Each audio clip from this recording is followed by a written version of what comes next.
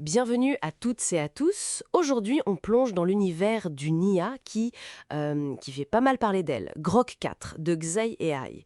Lancée tout récemment, là, en juillet 2025. On nous la présente avec une intelligence de niveau doctorat. Ça affole un peu les compteurs. Alors, on va essayer de décortiquer ça ensemble, voir ce qui la rend si spéciale en se basant sur les infos qu'on a pu réunir. Oui, bonjour. Effectivement, Grok 4 arrive avec, on peut dire, de grosses ambitions. Changer notre rapport à l'info, à la logique, c'est pas rien. Voyons un peu ce qu'il y a vraiment sous le capot. Alors justement, qu'est-ce qu'il a de si différent ce Grok 4? Déjà, on voit qu'il y a plusieurs versions, c'est ça? C'est ça, il y a la version standard et puis une version Heavy. Oui, Heavy, pour les tâches vraiment complexes. Et il utilise une approche multi-agent. Un peu comme si plusieurs experts virtuels travaillaient ensemble, quoi. Et il y a aussi Grok 4 Code spécifiquement pour les développeurs. D'accord. Et ce qui frappe aussi, c'est cette histoire de fenêtre contextuelle. Les chiffres sont assez impressionnants, hein. Ah oui, là on parle de plus de 130 000 jetons dans l'application X. C'est énorme. Et ça peut monter jusqu'à 256 000 via l'API. Et cette taille, c'est vraiment important. Pourquoi c'est si important, concrètement? Ben, imaginez les jetons comme des petits bouts de mots ou des syllabes. Avec autant de jetons, Grok 4 peut lire et analyser, disons, un très très gros document d'un coup. Sans perdre le fil, vous voyez, pour comprendre des raisonnements longs, des bases de code entières. Là où d'autres IA, ben, elles saturent plus vite. D'accord, je vois.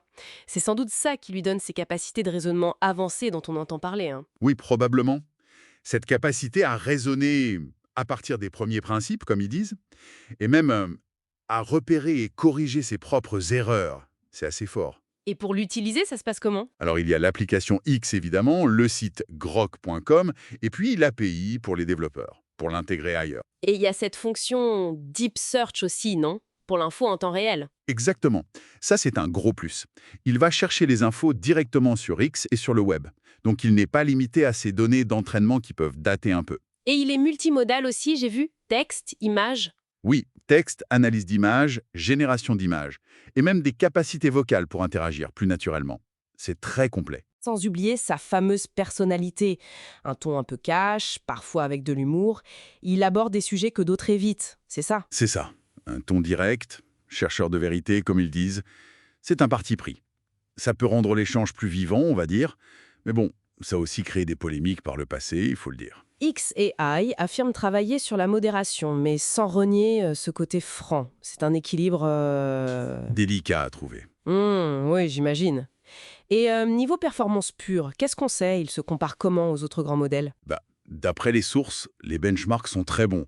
Ils dépasseraient Claude 4, Gemini 2.5 Pro, même OpenAI 3 sur plusieurs tests standards. Ah oui, quand même. On entend même parfois le mot AGI, intelligence artificielle générale. C'est pas un peu tôt? Oui, AGI, c'est un terme très fort. Disons qu'il montre des capacités vraiment de très haut niveau sur des domaines précis. C'est déjà énorme. Après, l'épreuve du feu, ça reste l'utilisation réelle, le bon sens, ce genre de choses. Les benchmarks, c'est bien, mais ça ne dit pas tout. Bien sûr. Et si on résume les points forts et faibles qui ressortent? Alors les points forts, clairement le raisonnement avancé. Cet accès temps réel à l'info, la multimodalité, l'aide au code, et puis cette personnalité audacieuse. Et les points faibles? Le coût, on va y venir, les controverses passées sur son ton, justement, parfois une logique qui peut encore être prise en défaut apparemment, et un certain manque de transparence sur comment il accède à ses infos, ses sources exactes. D'accord. Si on compare très vite à d'autres, ChatGPT, Gemini, Claude, Très vite. Alors, 1. ChatGPT reste souvent le roi de la conversation fluide et naturelle. Gemini est très fort sur la multimodalité intégrée. Claude est réputé pour l'analyse de texte très poussée, les longs documents. Grok 4, lui, semble vraiment jouer la carte de la puissance brute de l'info la plus fraîche possible et de ce caractère unique. et qui est visé par tout ça, hein? À qui s'adresse Grok 4? Clairement aux chercheurs, aux développeurs, surtout avec Grok 4 Code qui s'intègrent dans leurs outils, mais aussi les créateurs de contenu, les entreprises, et puis tous les utilisateurs qui cherchent vraiment le top du top en matière d'IA. Et ça coûte cher, ce top du top? Alors, il y a un accès gratuit mais limité à l'ancienne version, Grok 3, via XBasic. Mais pour Grok 4, oui, il faut passer aux abonnements payants. On parle de Super Grok autour de $300 par an. Et le Super Grok Heavy, là, ça grimpe aux alentours de 3 000 $ par an. Ah oui, c'est un sacré budget, hein. Oui, et il y a aussi l'accès via l'API, qui est facturé à l'usage au nombre de jetons traités. Plutôt pour les entreprises ou les développeurs qui l'intègrent. D'accord. Donc une structure de prix qui reflète bien les différents niveaux de puissance et les cibles. Exactement. Ça vise autant le particulier très exigeant que le professionnel qui a besoin d'outils de pointe. Bon, pour résumer notre échange, Grok 4 s'annonce comme un acteur majeur, très puissant, polyvalent, avec ce raisonnement affûté, son accès au temps réel et cette personnalité bien marquée. Il veut clairement repousser les limites actuelles de l'IA. Oui, tout à fait.